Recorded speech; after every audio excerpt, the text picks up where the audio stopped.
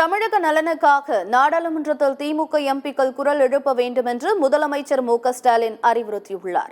திமுக எம்பிக்கள் கூட்டம் முதலமைச்சரும் திமுக தலைவருமான மு.க.ஸ்டாலின் தலைமையில் சென்னை அண்ணா அறிவாலயத்தில் நேற்று நடைபெற்றது.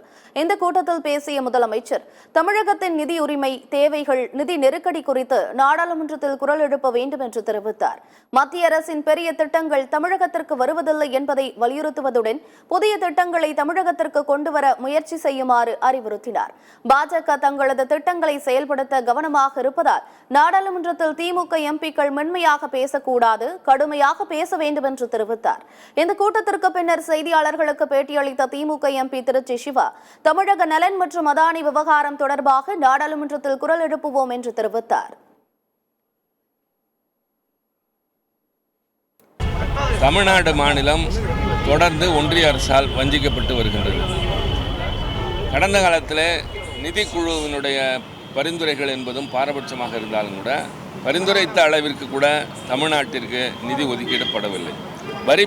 வரி பங்கீடு என்பதில் மாநில அரசுகளுக்கு எந்த அளவிற்கு பங்கு தர வேண்டுமோ அதில் குறிப்பாக மற்ற மாநிலங்களை விட தமிழ்நாட்டுக்கு தரவில்லை என்பதும், இப்பொழுது இருக்கின்ற 41 என்பதை அதிகமாக்கி 50 விழுக்காடு தரப்பட வேண்டும் என்ற தீர்மானத்தை ஏற்கனவே தமிழ்நாடு அரசின் சார்பில் நிதிக்குழுவிடம் சொல்லப்பட்டிருக்கின்றது.